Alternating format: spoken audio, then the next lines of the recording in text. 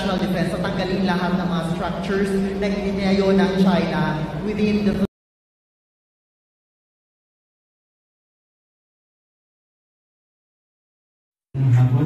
Philippine vessels in the West Philippine Sea. Tolerance regarding to China. Now my question is, how often do you experience Chinese aggression?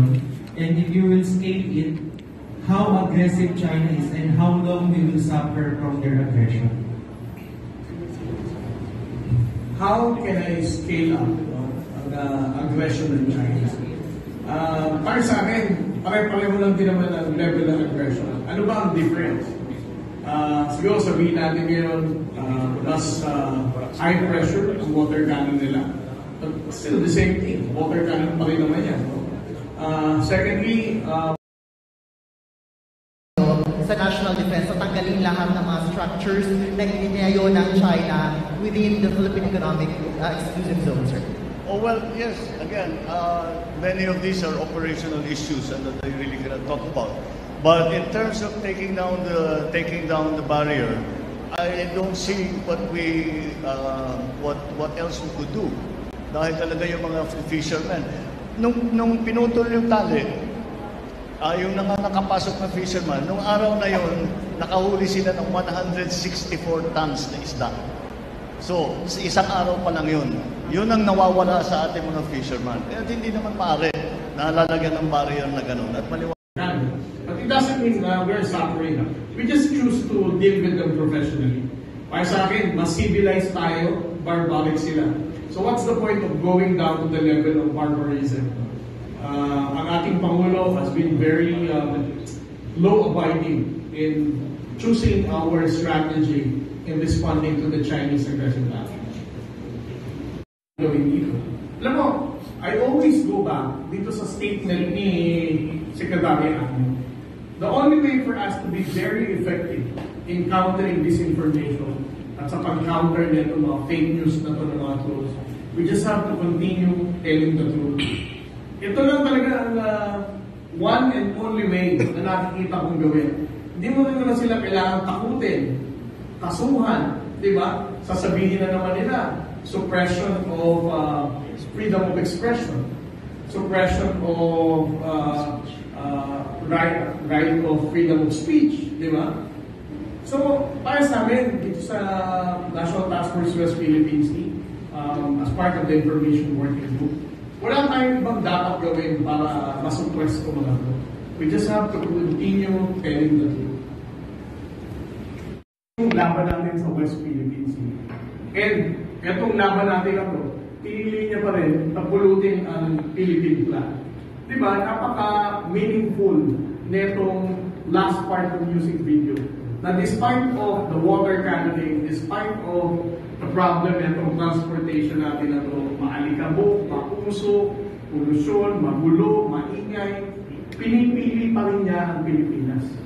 Di ba dapat ganyan naman tayo bilang Pilipino? Yeah. Tingin ko naman, karamihan sa inyo, if not all, nakalabas na ng Pilipinas.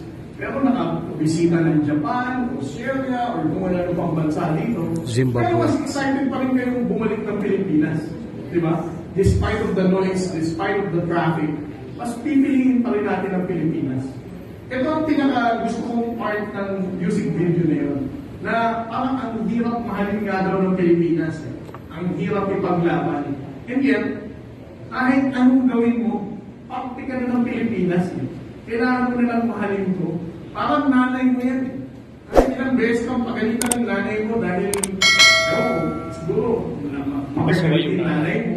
Pero nanay mo pa rin yun eh. Diba? And at the end of it, nanay mo pa rin, anak ka pa rin yan. Tayo, kahit anong imperfection ng Philippine society, kahit anong antas mo dito sa Pilipinas, mahirap, mayaman, may kaya, nasa gobyerno or privado, dapat tayo lahat tindigan natin ang Pilipinas. Piliin natin ang Pilipinas. Ang laban natin sa West Philippine Sea, ganyan din. Mahirap, masalimuot, minsan outnumbered tayo ng hindi nga minsan, most of the time, outnumbered tayo ng China Coast Guard vessel. And yet, ang Armed Forces of the Philippines, ang Philippine Coast Guard, tinitindigan pa rin natin ang laban natin sa West Philippine Sea. ito ang mensahe ng music video ni Vice Ganda. Kaya I recommend, no, sa mga pro-China trolls, panoorin nyo si Vice Ganda. Vincent Trinidad.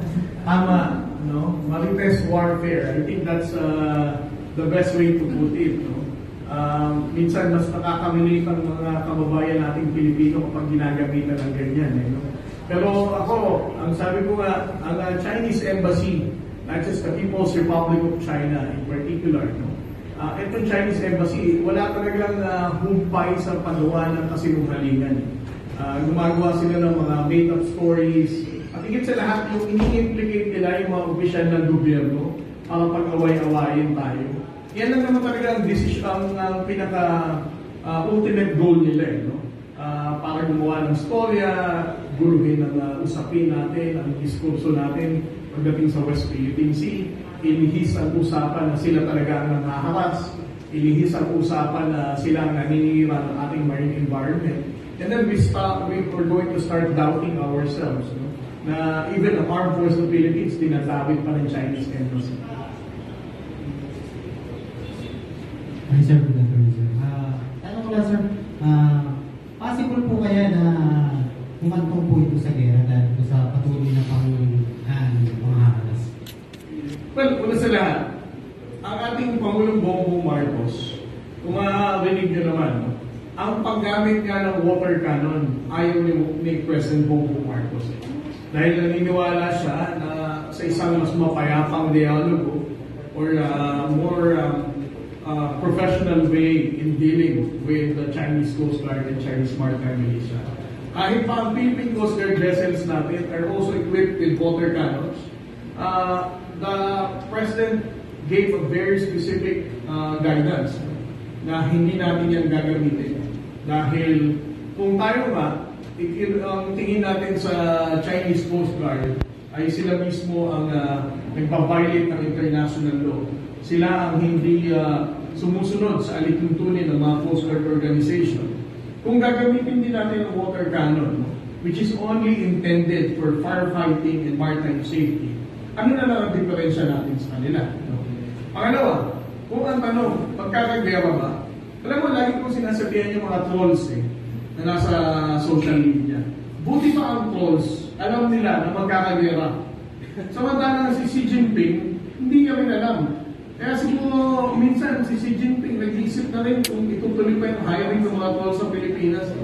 Dahil mali yung messaging nila di ba? Kasi, obviously, even si Xi Jinping doesn't want to go to war. Alam naman natin yan, di ba? Mali yung argument nila na ang ginagawa ni Conto Carriera, ni Jen Zabuanyo, ni Secretary Chodoro at ng ating Pangulo ay maghahantong sa gera.